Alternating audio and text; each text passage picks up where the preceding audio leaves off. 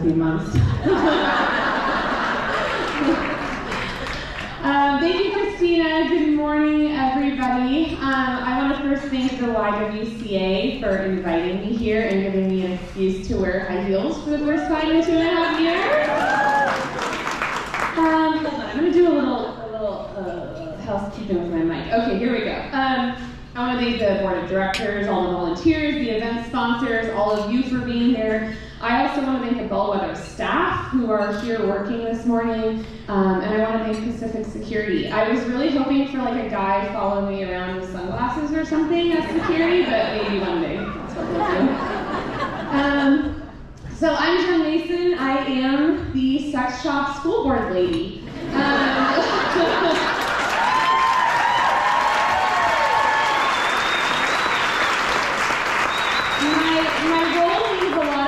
But mostly means I can wear pleather shorts at 9 a.m. and no one bats an eye. And it also means that everybody has to be really nice to me because, like, I know all of your secrets. So. I didn't really set out to be the sex shop school board member person. I didn't grow up hoping that one day I'd own my own sex shop. I didn't one day also either dream of like being on the school board. I don't think anybody does that, but then here we are doing both of them. So in 2017, I picked a theme for my year. I usually try to pick a theme for the year. And in 2017, the theme for my year was the year to fail. You know, I've spent nearly a decade working at Domestic Violence and Sexual Assault Services, DVSAS, and then I left there and I was doing freelance events and communications work for nonprofits and local government. And you know, I felt like I've been playing it safe. And I don't know if any of you ever have this, but it's like when things get too easy and you feel settled, you're like, okay, well now I'm bored, what's next? So that's where I was at in 2017. So I decided that it was the year I was really going to take on failure. Like I wasn't going to play it safe. I was going to try and do things that maybe weren't guaranteed to be a success, that I might be bad at, that I might spectacularly fail at. That was the goal.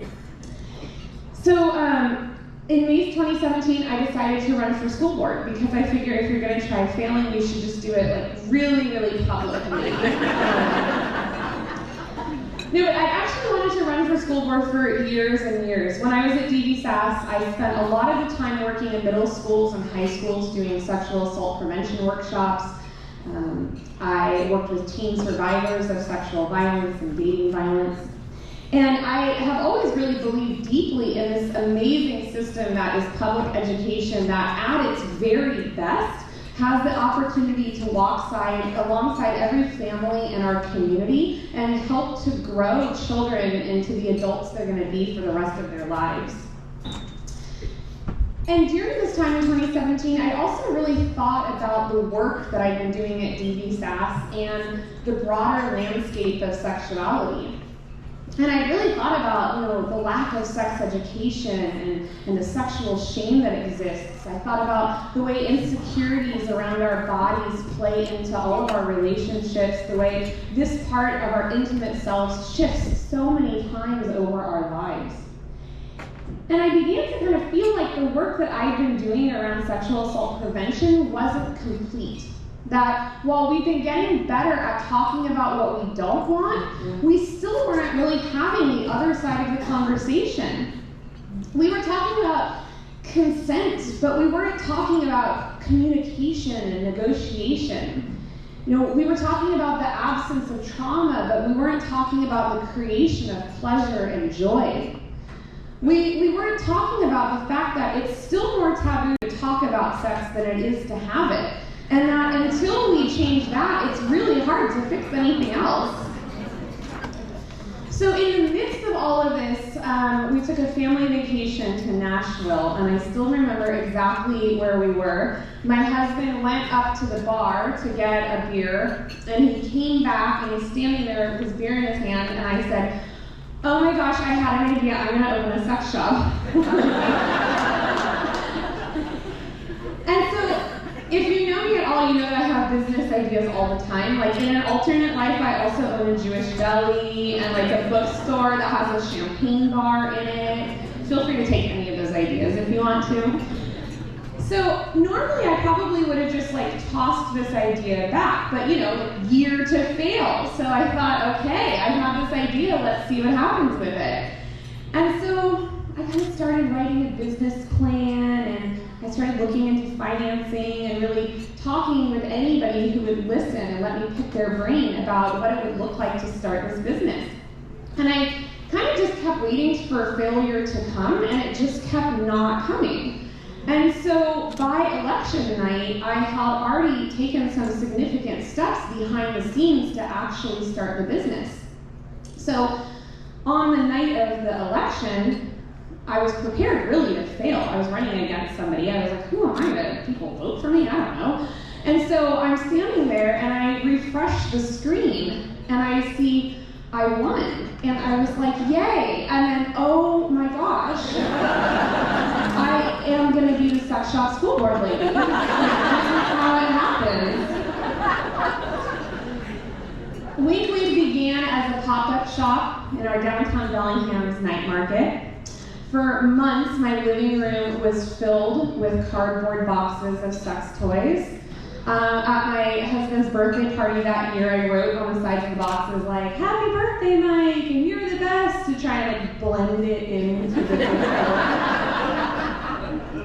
I really can't stress enough how much I did not know what I was doing when I got started, but I was hell-bent on figuring out how to do it. I was starting at the place where I literally Googled, how do you pick prices for things? Like, I didn't know how you do any of the parts of running a business, but I just, one by one, ticked things off the list. On the day that we opened, I was still really prepared for the thing to be a colossal failure. I was certain that no one's going to show up to this weird little shop I'm opening, and I'm sure I've messed up all of these things.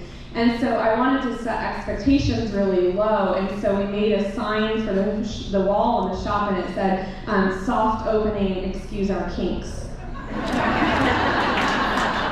Like, half my job is just double entendres. One of the biggest decisions that I made when I was opening the store was determining the age policy that we would have. Now, as I'm sure pretty much everyone is aware, almost all sex shops require that you be 18 years old to come through the doors. But the thing is that Wink Wink actually doesn't sell any age-restricted items like pornography. We don't sell anything that you have to be 18 to buy.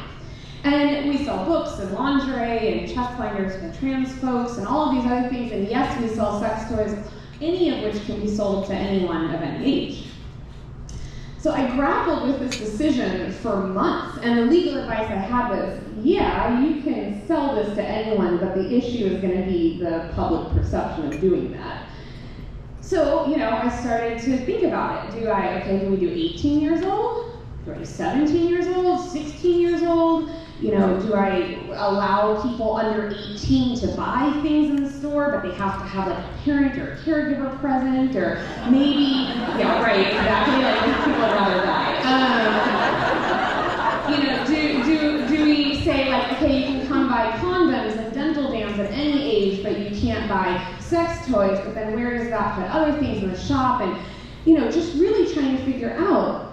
And it really started to feel impossible, because the thing is that I know that some young people are having sex with themselves and others, and I support the choices that everybody makes for their own bodies. So the question I was answering wasn't, when should young people be allowed to have sex? The question was, when should young people be allowed to have good sex? I had really become the gatekeeper to pleasure. And even though I didn't want one, I still felt like I had to have an age policy, because who on earth has an all ages sex shop? That's bananas. So when we opened the doors, the policy of the store was that you could be any age to be in the store, but you had to be 16 to buy something. And that policy lasted about 2 weeks. I just felt so deeply, my own lack of integrity, this misalignment between what I actually believed was right and what I was doing in my own business. And so about 2 weeks in, we took the sign off the door that had our age policy, and we took a big breath, and we became one of the only all-ages sex shops in the nation.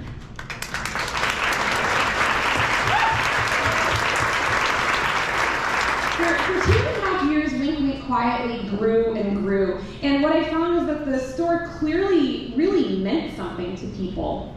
Depending on the customer, our staff were salespeople, or they were therapists, or sex educators, or relationship counselors, or confidants. There's a lot of laughing in the work that we do, but there's also a lot of really emotional moments that we have in our store. A while ago, I was working in the shop, and a woman came in and greeted me, and then quietly kept to herself as she looked around. And before she left, she came back up to the counter with tears in her eyes, and she said, I just came out of my therapy appointment, and I was walking by your store, and I thought I'd come in. I'd never been here before, and this is the first positive sexual experience I've had since I was sexually assaulted. And we hear stories like that every day, the reminder that what we do is fun, yes, but it actually really matters to people. Between my prior role, working with teens at YWCA, and then being on the school board, and then having this all-ages policy, we really grew a significant following of parents. And the store's always had children's educational books about sexuality, but parents began asking us to do more. They wanted more resources. They wanted more information. So, we forged relationships with Walk to Youth Pride and the Queer Youth Project. We did a few drag queen story hours. We started offering sex-positive parenting classes. When parents requested that we deliver sex ed, we wrote a curriculum and started delivering what we now call Uncringe Academy. And, yeah, exactly, right? We're not cringy. During this time, people used to ask me, okay, but you must get tons of backlash for what we do. And during those 2.5 years, I would always go, oh, no, not at all. This community is great. And then I would joke, but I'm sure if it ever happens, it's going to be because of some national news story. It's not to say that I was prepared for everything that's been happening over the last 1.5 years, and especially this summer. But I'd be lying if I said that I didn't know that it was a distinct possibility.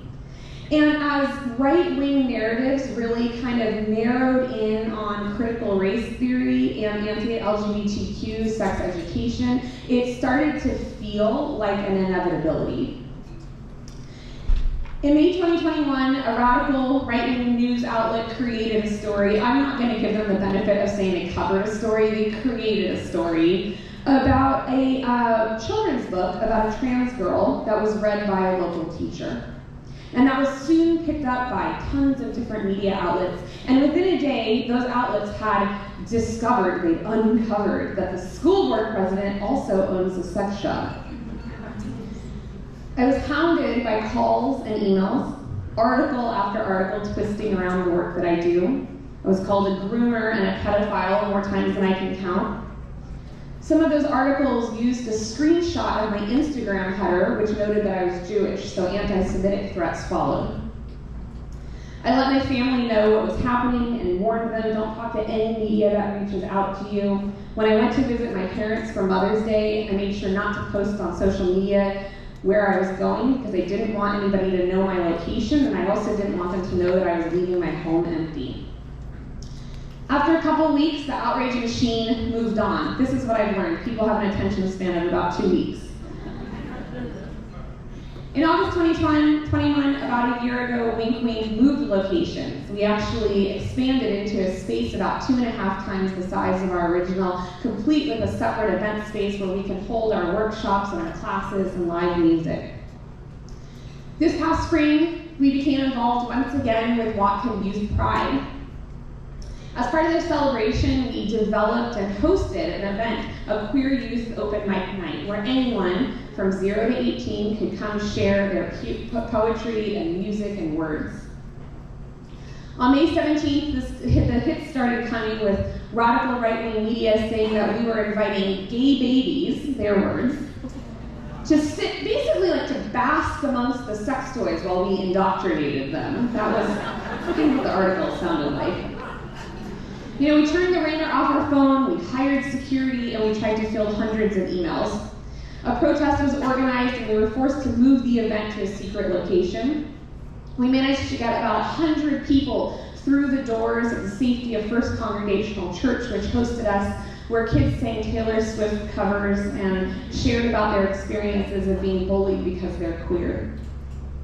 All the while, protesters screamed in front of our shop, cameras set up alongside the street where they were intending to film the children and the families who were to arrive.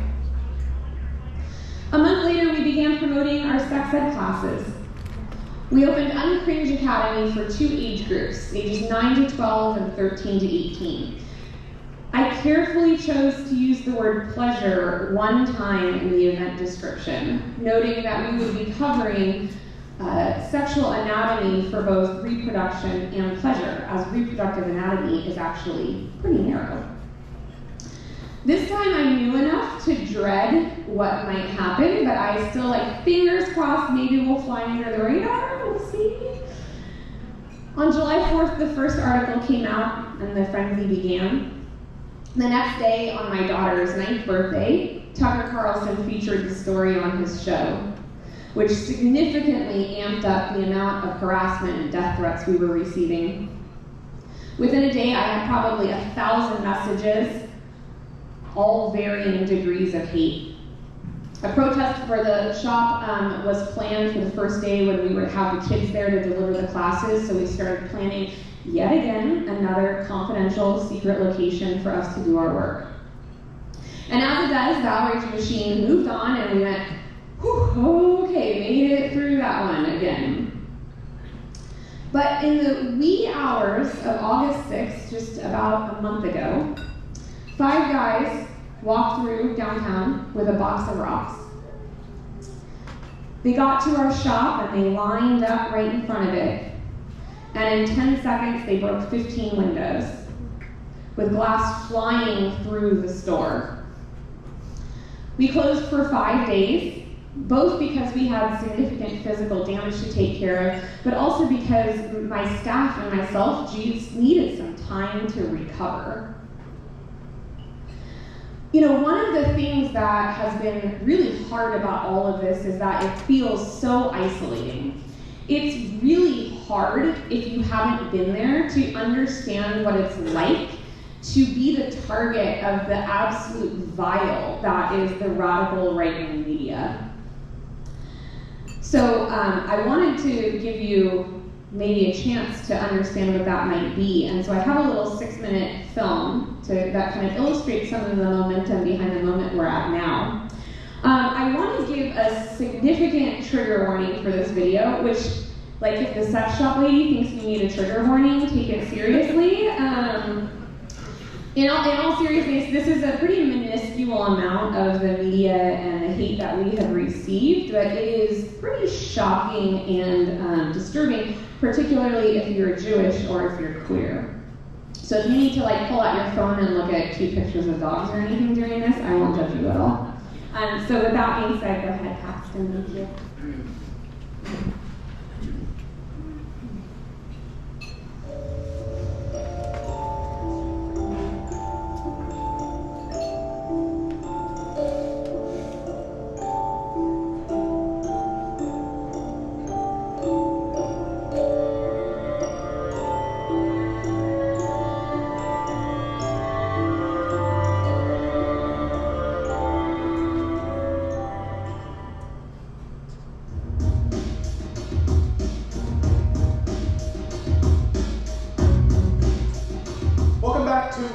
Focus, we have some very disturbing news out of Washington State. Jenn Mason is the owner of Wink Wink, and the woman there, Jenn Mason, owns the shop. She's also on the school board of the public schools. There's a queer open mic event for toddlers at a sex shop hosted by a school board president. This woman, who's a school board member, wants to bring the kids to her sex shop to profit from the grooming of children. They have to be queer, so I guess that 4-year-old will pretend he is trans, non-binary, and two-spirit.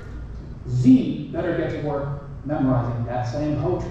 In a couple of weeks, they're going to have a special session at the Uncringe Academy to talk about sex with 9 to 12-year-olds and 13 to 18-year-olds, also known mostly as children. This is grooming under the standard technical definitions provided by the American Bar Association, interestingly enough. And also, you had a number of critics say that this was aimed at normalizing pedophilia and the sexualization of children. We're not grooming your children. What are you talking about? And then you have this teaching 9-year-olds about sexual pleasure. It's completely inappropriate and it should be criminal. They want to abolish the future families of America, and you do that by sexually destroying young children.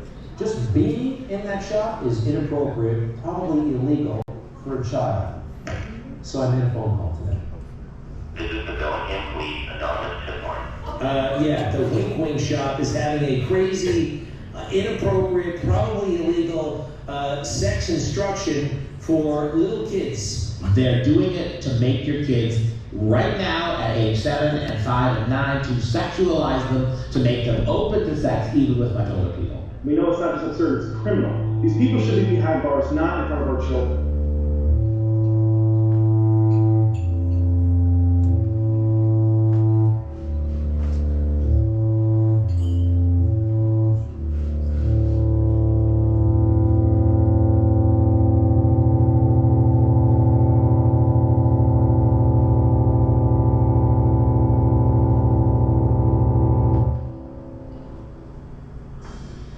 You may have noticed a lot of parents are homeschooling their kids recently. Why is that? Because of stories like this one. Jenn Mason is the school board director in the state of Washington. She recently held an open mic night for kids under 18, including toddlers who identify as, quote, queer. Now she's hosting a series of sex ed workshops for kids as young as 9, because they need to hear her views on sex, not their parents' hers. Jenn Mason is inviting parents to bring kids as young as 9 years old to a private workshop next month. It's titled Uncringe Academy, and it's billed as an inclusive sex ed class, which she says offers what empowerment and information rather than shame, fear, and judgment. I don't understand. You talk to my 9-year-old in graphic ways about sex in a public park, I punch you in the face and call the cops. You do it in a school and I have to pay your salary and shut up? How does this work?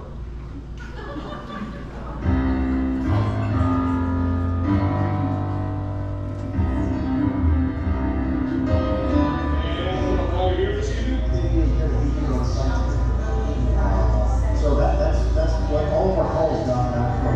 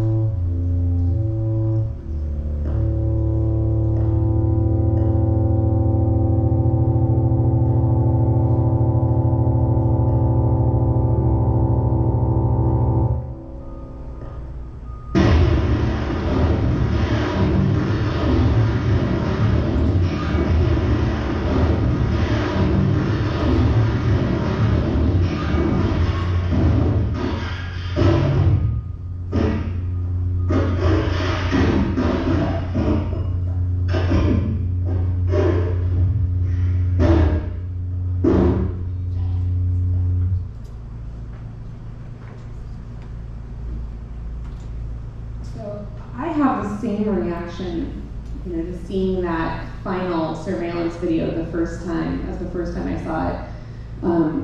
the first thought is I really need better security cameras. But the second thing is really that the whole thing is just very, very disturbing. You know, I'll answer the question that everybody has had, which is, did those people get caught? And the answer is no. They were smart enough to not have parked in front of the store. They hid their faces when they walked downtown. And without much to go on, the police kind of had to move on. And once our windows were boarded up, really so have I. You know, the thing is that even though this was also disturbing, and especially, you know, coming to the store to see all the windows broken out, the world was still turning. That was August 6th. We still had sex ed classes to deliver, and I'll be damned if I was going to cancel those because of these people.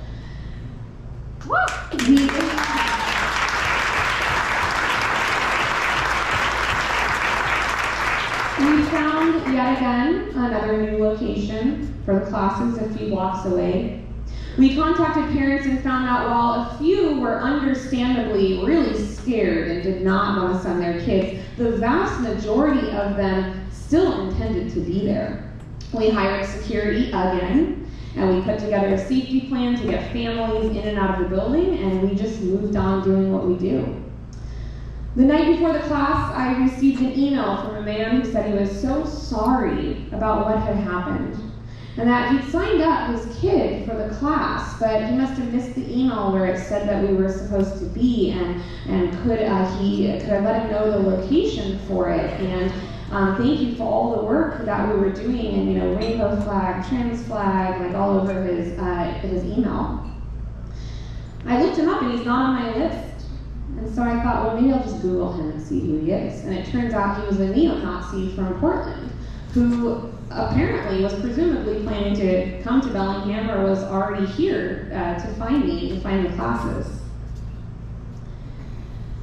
While we did the classes in a location a couple blocks away from our shop, protesters yelled in front of our boarded up windows. I'm proud to say that although at least one drove up all the way from California to be here for the protest, less than 10 people actually showed up to it. You know, at our classes, we did exactly what we intended to do. We talked with young people about healthy relationships versus unhealthy relationships. We talked about consent and communication and how puberty works and what sexual anatomy is and how to overcome that preteen discomfort around your bodies.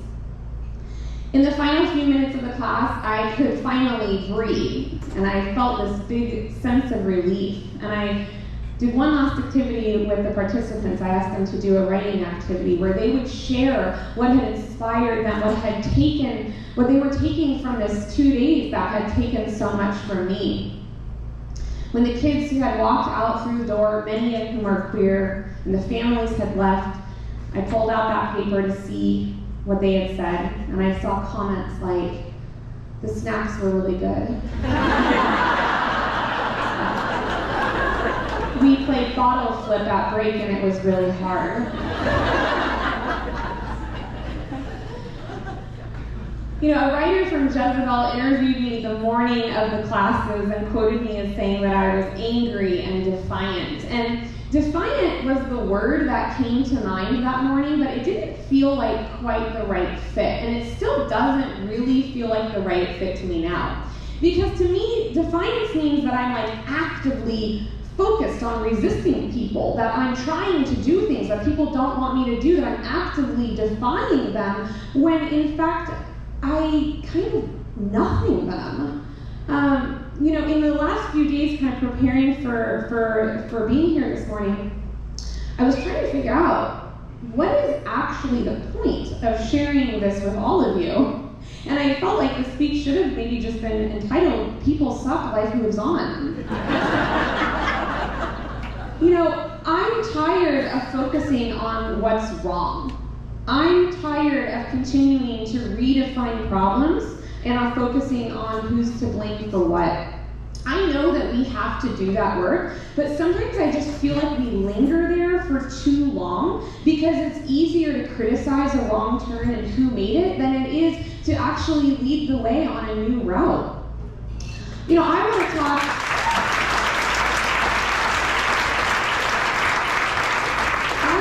more about what we do want and what we could be doing, and I want to move towards it and accept that we may have failures and we may have missteps along the way. You know, this summer has been incredibly stressful. It has been scary. It has been very expensive. You know, and despite that sense of dread, knowing that this isn't the end of it, this will likely continue for us, I've had zero temptation to throw in the towel and close the doors to the shop. And that's really because I have found a few principles that have helped keep me moving forward that I want to share with you. There's 6 of them. The first one is that your energy is finite. None of us have the ability to do all of the things. And once I really embraced the fact that I can't do everything, I got super stingy with my energy, both in how I spend it in the world, but also how I spend it in my own head.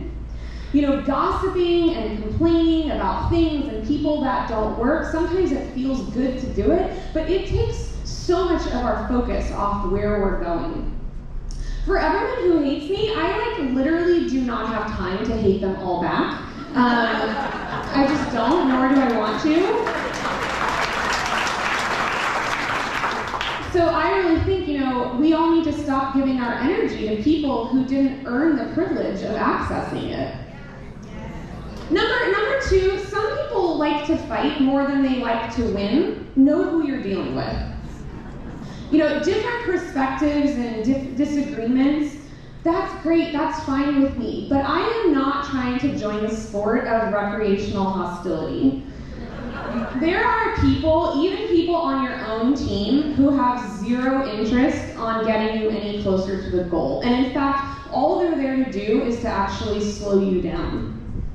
You know, voicing frustrations, voicing concerns is really different than fighting for the sake of fighting. And once you can recognize the difference, you will be able to move past them. Number 3, keep your head down but your elbows up. Focus on what needs to be done, where you're going, and how you're going to get there. If you are doing anything interesting, there will be people who don't like it. Strengthen your resolve so that when those people try to pull you off track, you can stay on it. Number 4, accept that you don't know everything. You know, the Dunning-Kruger effect is this funny little cognitive bias where the less we know about something, the more that we think we know about it. You know, whether it's ending homelessness, or it's strengthening public education, or running a business, we can trick ourselves into believing that even though we only have a sliver of information, we are in fact experts on it. I'm sure all of us have met those people before. In the Dunning-Kruger effect, this is actually what they call being at the top of Mount Stupid. And it is not where we want to be. You know, I spend a lot of time thinking about, what do I not know? When am I the dumbest person in the room, and how do I just embrace that and try to not pretend that I'm not that person? I try to gather information to help provide context. I talk a lot about, where am I the speed bump? Where am I standing in the way of what needs to happen, and how can I move? If you get to the spot where you're working on something and you go, this is really complicated and I'm so frustrated and I don't understand anything anymore and I think there might not be a solution to this, you are headed in the right direction. Number 5, don't just tell them, show them. Surround people with possibility, not just the promise of it. Let people actually experience what it feels like to be part of your vision. I was reading some of the stories of folks who've stayed at the YWCA, and what I saw over and over is that beyond providing housing, what the YWCA really does for these women is provide this sense of possibility. The residents weren't just told, oh, there's something better out there for you. They were actually given it. They weren't just told, oh, you're a worthy person. They were treated as a worthy person. You know, Audre Lorde talked about the power of experiencing the erotic, saying, it is an internal sense of satisfaction to which, once we have experienced it, we know we can aspire. for having experienced the fullness of this depth of feeling and recognizing its power.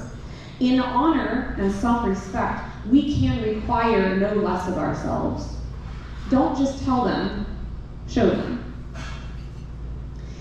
And finally, know that many things can be and usually are true all at the same time.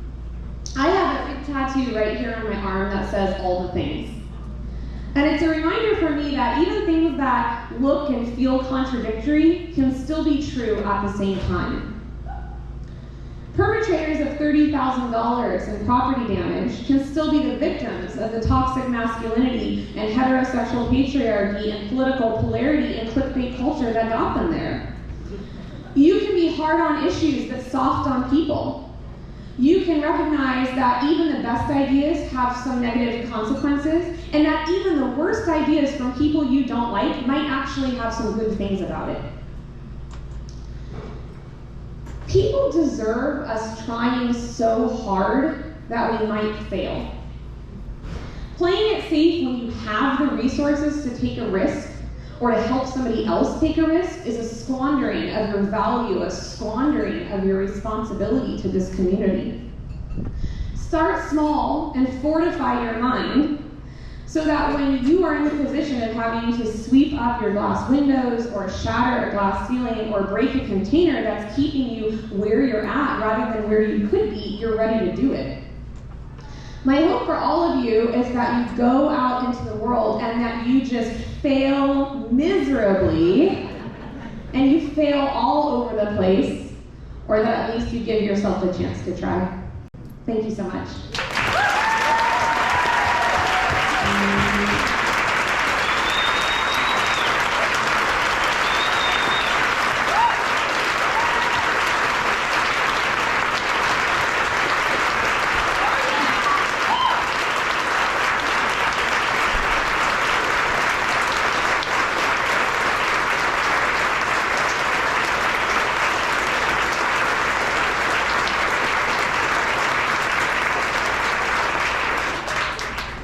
Sorry, I wasn't going to put a quash on that. I was ready to go as long as you all wanted to go. That was